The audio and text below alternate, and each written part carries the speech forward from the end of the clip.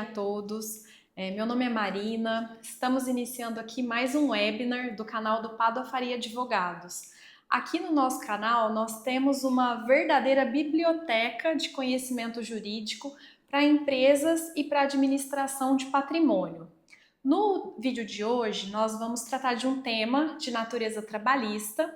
Hoje eu estou acompanhada aqui da doutora Daniela, que também é advogada trabalhista aqui do Padua Faria Advogados. E nós vamos trazer um tema que vem sido muito discutido com os nossos clientes. E por isso que nós resolvemos trazer esse assunto aqui hoje para divulgar e aprofundar essa discussão. O nosso tema de hoje é sobre os descontos realizados na folha de pagamento e nos salários dos empregados. A nossa intenção hoje é discutir o que pode ser descontado, o que não pode, quais são os limites, como que a empresa deve documentar esses descontos. Vamos lá, Dani? Vamos lá, bom dia pessoal. Obrigada por estar nos assistindo hoje, né? E hoje nós vamos tratar desse tema super interessante mesmo, como a Marina disse, né? Que muitas empresas ficam sempre na dúvida, né? A respeito dos descontos, o que pode ser descontado dos funcionários, né? Isso. E para a gente dar início nessa conversa, vamos começar pela seguinte questão. Dani, a legislação, ela traz alguma disposição sobre os descontos? O que é permitido descontar, o que não é, quais são os tipos de descontos? Você pode falar um pouquinho para a Sim, gente? claro. Bom, a legislação, né, a CLT, no artigo 462, ela dispõe a respeito desses descontos no pagamento do funcionário. E o que ela fala, né? Que, em regra, não se pode fazer esse desconto, exceto em alguns casos onde prevê a legislação, onde acordo ou convenção coletiva, os adiantamentos de salário, quando o funcionário de próprio punho autoriza esses descontos na folha de pagamento também, né? Então, nesse caso, isso tudo ocorre, por quê? Porque o salário é verba de caráter alimentar, né? Então, Isso. não pode ser efetuado qualquer desconto que seja indevido, sob pena assim, de o empregador ter que fazer esse reembolso ao funcionário, né? Até trazendo um juridiquês aqui, se me permitir, existe um princípio trabalhista que fala que é o princípio da intangibilidade salarial. Por meio desse princípio, ele é como se fosse um guarda-chuva legislativo, é um norte orientador que tanto o operador do direito quanto a empresa tem que ter em mente nessa questão do desconto. Então, o salário ele é intangível, então presume-se que é muito difícil você poder fazer um desconto. E a legislação ela vai trazendo na sequência as regras das exceções. Então, assim, quais são essas exceções? Primeiramente, nós temos uma exceção que são os tributos. Então, o INSS ele pode ser descontado do salário, né? Tem a cota parte que o empregador recolhe e tem a cota parte do empregado que é descontado da folha do pagamento, né? E tem também o imposto de renda. Quando o salário chega, né, num patamar maior, é permitido o desconto do imposto de renda conforme as alíquotas e as faixas de recolhimento ali. Tem um outro tipo de desconto que também é permitido por lei, que é a pensão alimentícia, que é um desconto que não provém da lei, mas que provém de uma decisão judicial de uma ação de alimentos que obriga a empresa a realizar o desconto dessa pensão alimentícia diretamente da folha. E existem outras hipóteses também em que acaba havendo essa permissão de desconto, né, Dani? Isso mesmo. Então, esses, no caso que a Marina disse, são os descontos obrigatórios, né? Isso. E existem aqueles descontos que não são obrigatórios, mas e que necessita, né, de uma autorização expressa do funcionário, né? Como, por exemplo, nós podemos falar dos convênios médicos, convênios com odontológicos, farmácias. Hoje em dia também nós temos também o desconto da contribuição sindical, que antes era obrigatório, mas depois da reforma trabalhista, a partir de 2017, precisa de um funcionário autorizar esse desconto, né? Ou então fazer aquela carta de oposição, né, no prazo legal, né, dentro do prazo legal, senão vai ser descontado nessa contribuição da folha de pagamento. Existe também, por exemplo, no caso de eventual dolo do funcionário. No Isso. caso, por exemplo, quando o funcionário ele age de uma forma dolosa dentro da empresa, que tem a intenção de lesar o patrimônio da empresa, lesar máquinas, equipamentos de segurança, né? Próprio celular, todos os equipamentos que ele tem ali utiliza no dia a dia, esse desconto ele não precisa da autorização do funcionário, né? No caso, o empregador pode descontar esse valor, né, da folha de pagamento na folha de pagamento do funcionário, né? E existem os casos onde o funcionário age de forma culposa, né? Que não tem a intenção de causar aquele dano, mas que involuntariamente causa ali, né? Sem querer, vamos falar assim.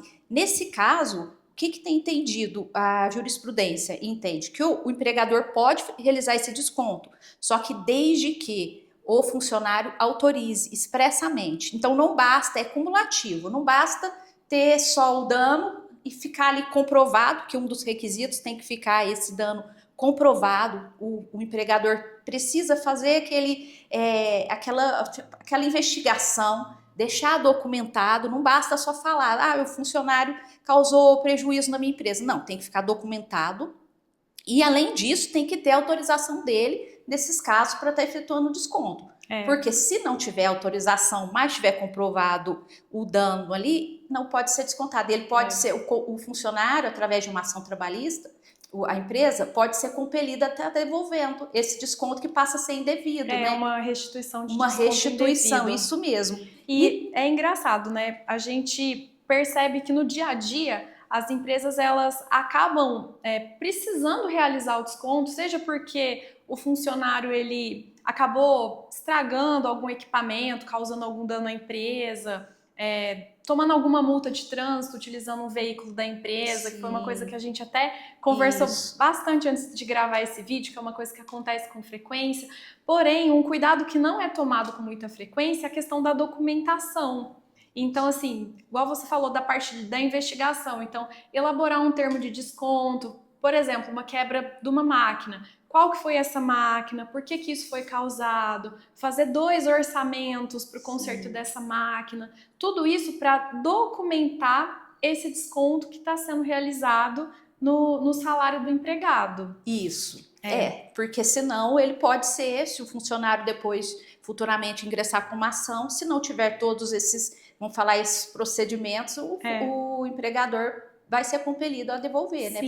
Tá fazendo essa devolução. Ainda falando dessa parte de documentação, então nós já falamos dos descontos obrigatórios, que são os tributos, pensão alimentícia. Nesses descontos facultativos, existem alguns outros benefícios que acabam sendo descontados da folha de pagamento e que exigem uma autorização expressa do empregado. Isso. Igual, por exemplo, um vale transporte, um plano de saúde que é fornecido pela empresa de escolha facultativa de você aderir ou não, um convênio com farmácia. Então, para cada um desses descontos, é interessante que a empresa tenha um termo próprio para poder documentar a escolha do empregado para a realização desse desconto. Essa é uma questão muito interessante. Isso mesmo. Agora, Dani, vamos falar um pouquinho sobre um assunto que eu acredito que seja do momento quando a gente fala a respeito de desconto na folha de pagamento, que é o empréstimo consignado.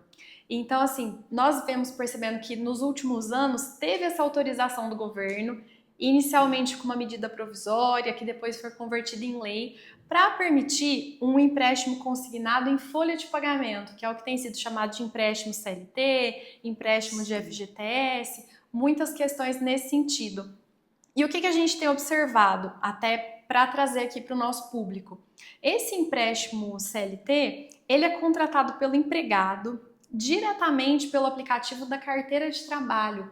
Então ali já tem um link para a pessoa escolher qual banco, qual financeira que está disponibilizando esse empréstimo, e aí ele vai escolher o valor, ele vai escolher a quantidade de parcelas e ele vai optar se esse empréstimo consignado vai descontar, vai ter como garantia também o FGTS e a rescisão contratual. E como que isso chega para a empresa? A empresa, todos os CNPJs no Brasil, eles têm obrigatoriamente que se inscrever num cadastro do governo que chama Domicílio Eletrônico Trabalhista, que é o DET. E ali no DET, cada vez que um empregado ou o mesmo empregado contrata um empréstimo consignado, ali chega um aviso. Então a empresa ela precisa ficar muito atenta a esse domicílio, consultar com frequência, para poder fazer o desconto e o repasse do empréstimo consignado para a instituição que fez ali o financiamento para o funcionário. E uma coisa que é interessante é a questão da margem consignável, né, Dani? Isso é bem importante observar, porque o desconto pode ser feito de 35%, né, de empréstimo consignado, e mais 5% quando é empréstimo em cartão de crédito, né? Então, o total seria ali de 40% do salário, né? Até 40% do salário base dele, né? Isso. Porque vão ter outros descontos também, né, na folha de pagamento, justamente isso, que seria, às vezes, convênio médico, convênio odontológico, farmácia, vale alimentação, que tudo, vale alimentação, vale transporte, que tudo isso, né, tem que ser observado um parâmetro. Por quê? Porque a verba do trabalhador também não pode ficar o salário totalmente tomada, né, comprometido, porque justamente, né, porque tem outras alimentação. E uma coisa que acontece com frequência, as empresas nos procuram e falam assim, nossa, determinado empregado tem pensão alimentícia, 2, 3 consignados, tem o plano de saúde fornecido pela empresa, o que que eu faço? Então, assim, o que que a empresa tem que privilegiar nesse caso? Ela tem que privilegiar primeiro a pensão alimentícia. Sim. Na sequência, ela tem que privilegiar os benefícios que foram contratados em decorrência do contrato de trabalho, por exemplo, um plano de saúde. Sim. E na última das hipóteses, com o restante da margem consignável desses 70%, para deixar 30% do salário liberado para o empregado, aí sim teria que fazer o destaque do consignado. Isso. E isso vem dando muitos problemas, né? Então, o que é importante também? De forma alguma a empresa pode descontar e não repassar para a instituição financeira. Sim, principal. E, igualmente a questão também da contribuição previdenciária, né? Que às vezes acontece, né? De ter o desconto e às vezes não ter o repasse, né? Isso aí, inclusive, configura crime. Crime, isso mesmo. Então, a retenção da contribuição previdenciária pode caracterizar um crime contra a empresa, e esse é um ponto muito importante para poder ser destacado. Inclusive, nessa questão do empréstimo consignado, se a empresa também deixa de repassar, pode, inclusive, né, configurar um crime, né? E também ela pode ser condenada depois por danos morais, né? Pode acontecer ali de uma ação, né, contra o empregador por decorrência disso, né? Porque depois vem aquele montante, né, de uma vez só, que o empregado não tem condições, né? Isso. E no caso, assim, Marina, de quando acontece a demissão do funcionário, como que fica essa situação? Então, essa é uma questão que mudou bem recentemente. No final de junho agora de 2026, essa legislação do empréstimo consignado, ela passou por uma atualização para poder contemplar o desconto do fundo de garantia. Então, a pessoa tem um consignado. Se ela foi mandada embora sem justa causa, o que acontece? A financeira fica com 10% do saldo do FGTS, pode ficar até com 100% da multa rescisória, que são os 40%, e pode ficar com até 35% das verbas rescisórias para garantir o pagamento do consignado. Então, muitas vezes os empregados falam assim, a empresa me manda embora para eu não precisar pagar esse consignado, agora isso não acontece mais. É uma coisa que, vamos dizer, as empresas, o recursos humanos ali tem que ficar muito atento para poder dar orientação de forma correta. E se ainda assim, com todos esses descontos, não foi possível quitar o consignado, esse empréstimo consignado passa a ser considerado perante a financeira como um contrato comum de empréstimo. Então, esse funcionário vai ter que continuar pagando, eventualmente vai ter que renegociar, vai pagar mediante boleto, mas a dívida não deixa de existir se o contrato de trabalho for rescindido. Isso mesmo. Esse é um ponto assim bem que vem sendo bem desafiador para a empresa. Porque muitos os empregados também acham que às vezes a dívida terminou ali, né? Perdi meu emprego, não vou ter. Então, realmente pode ficar sem saudar, sem pagar, sem quitar esse financiamento, mas ele vai persistir ali, né? Com a inclusão do nome do Serasa, SPC e todas as demais, né? Ação de cobrança, né? Que pode acontecer. Então, assim, o que eu tiro como conclusão de tudo isso que a gente falou hoje? Na gestão da folha de pagamento, as empresas elas precisam ter muita atenção nessas particularidades dos descontos. Sim, Acaba que cada empregado tem uma história única. Então, um às vezes pegou um vale com o empregador, o outro tem pensão alimentícia, vários podem ter consignado.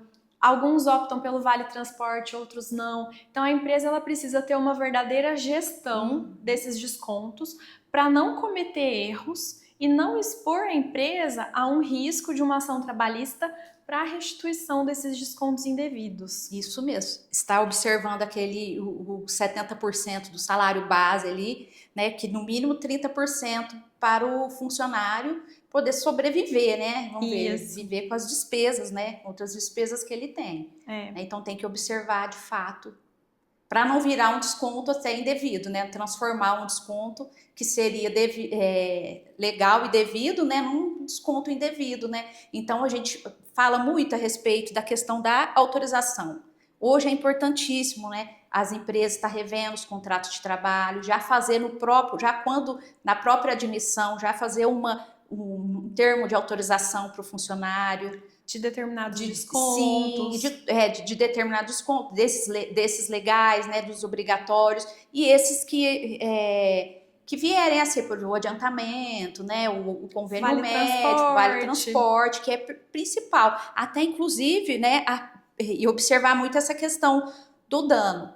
Né, quando o empregado causar dano ao patrimônio do empregador, né? Porque senão o empregador fica ali à mercê, não tem como cobrar, não tem como transferir uma multa de trânsito, às vezes em decorrência, né, igual você disse, seria assim, infrações, né, ou casos em que o próprio empregado deu causa, né? Né? Então, furar um sinal vermelho, estacionar em lugar proibido, ultrapassar limite de velocidade. Isso. Esse é um tipo de multa que, se a empresa tiver um termo de autorização expresso, ela pode descontar do empregado. Agora, multas como ausência de licenciamento, estado dos pneus, lanterna queimada, isso daí já não geraria uma possibilidade de desconto do empregado, porque é uma condição do veículo do empregador. Isso mesmo, porque nesse caso o empregador não pode transferir ali o risco da sua atividade, né, para o empregado. No caso também, por exemplo, que fala assim, eu posso descontar comissão que eu não recebi, a inadimplência da empresa, do funcionário, né? Não, que aí seria já um risco que é da atividade mesmo, comercial ali do empregador, né? E isso é bem semelhante com a questão da quebra de caixa. Sim. Esse é um assunto que nós somos também muito perguntadas. Então, para aquelas empresas que têm funcionários que lidam ali com valores, recebem valores de clientes, trabalham ali em funções de caixa ou semelhantes ao caixa, tem a questão do adicional do quebra de caixa. Isso, que só pode ser descontado do funcionário que recebe aquele adicional, né? E naquele limite do valor que ele recebe, né? Não tem como também transferir a totalidade ali de um valor, às vezes, muito superior, né? Ao funcionário. Então, já é o risco da empresa, né? Novamente. Isso. Novamente. Bom, Dani, eu acredito que com tudo isso que nós falamos hoje, nós praticamente esgotamos essa temática dos descontos na folha de pagamento do empregado. Então, assim, primeiramente eu queria te agradecer por estar aqui comigo mais uma manhã, tratando desse tema que é tão interessante, tão rico para as empresas. Olha só a quantidade de exemplos que nós trouxemos. Queria que você deixasse uma mensagem para o pessoal antes de nós terminarmos aqui. Bom, então eu agradeço também a oportunidade, né? E hoje foi mais um tema, né, para que a gente resolveu trazer aqui, porque a gente é questionada, né, várias vezes no dia a dia das empresas, que seria a respeito desse desconto, o que pode e o que não pode. Então, eu espero que tenha sido proveitoso, né? Qualquer dúvida, nós temos nosso e-mail também, se tiver alguma dúvida, o pessoal quiser nos mandar, nós estamos à disposição. E obrigada a todos, obrigada pela oportunidade, mais uma vez. Perfeito, Dani. Bom, quero agradecer também a todos que assistiram essa transmissão. Queria lembrar vocês novamente que esse vídeo ele vai ficar disponível aqui no YouTube, caso você queira reassistir ou compartilhar com alguém que também se interesse sobre essa temática dos descontos. Quero lembrar também que aqui o escritório Padua Faria Advogados está presente nas redes sociais, então no LinkedIn e no Instagram com @PaduaFariaAdvogados. Toda quinta-feira nós temos as lives aqui, então continue acompanhando os temas, sugerindo temas nos comentários que nós vamos trazendo para vocês, tá bom? Muito obrigada por terem assistido, deixem o seu like, se inscrevam no canal e até a próxima!